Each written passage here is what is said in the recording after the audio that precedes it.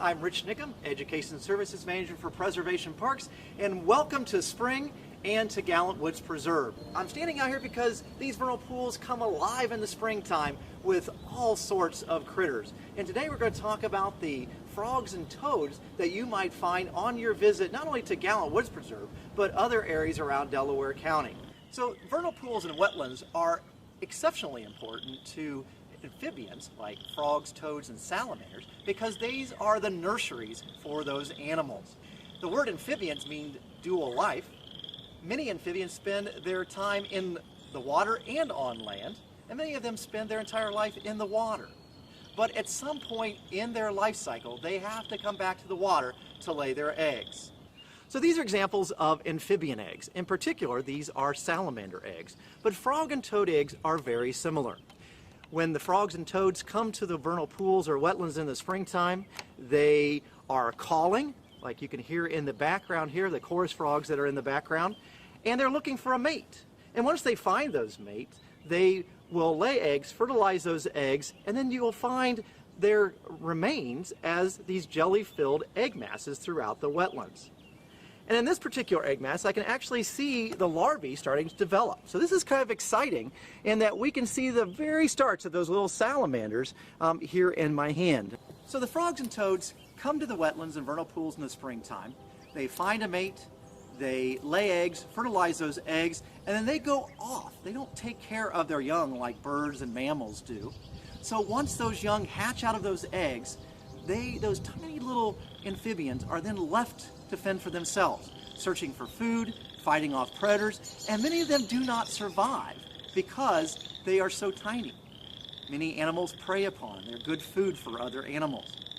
And so when you walk by a vernal pool or a wetland, you may see these large egg masses and think to yourself that there's going to be a large amount of those little guys out there in the world. But in reality, many of them do not survive, which is why these frogs and toads lay so many eggs at one time. So that they're always going to guarantee that some of their species is going to survive. So the word that we give to this whole process is metamorphosis, which means a change of life. So when the adults come to the wetlands to lay their eggs and leave, they leave the larvae developing in those eggs. Those larvae eventually develop into tadpoles. Those tadpoles, over a period of time, eventually develop into adults as well. Then they go off into the woods or into other parts of the pond or the vernal pool or wetlands, and the whole cycle starts all over again the following spring. So spring peepers are one of the first frogs that you will hear out and about in the springtime. They are a thumbnail-sized frog with a characteristic X on their backs. They are a tree frog and have the characteristic toe pads on their feet. And if you don't see them in the springtime in the wetlands, it can be difficult to see the rest of the year as they move out of the wetlands after breeding season to the woods and hang out in the trees and bushes, blending in so well that you walk by them and don't even know it. The chorus frog, another common frog seen in the early spring. It's often confused with the spring peeper because it is similar in size, about the size of your thumbnail, but is very different in color. It can be kind of characteristically look like a toad with similar markings, but is not covered with all of the bumps that you might find on the toad. It has a black mask that kind of goes through its eyes, and then three distinctive dark stripes on the back extending from the nose, across the eyes, and on along the length of the body. The call of the chorus frog is one of the most recognizable in the springtime as well, as it sounds like you are rubbing your fingers across a comb. This call can be heard throughout the parks and other areas here in Central Ohio in the early spring. So American toads are one of the most common frogs or toads that you will see in the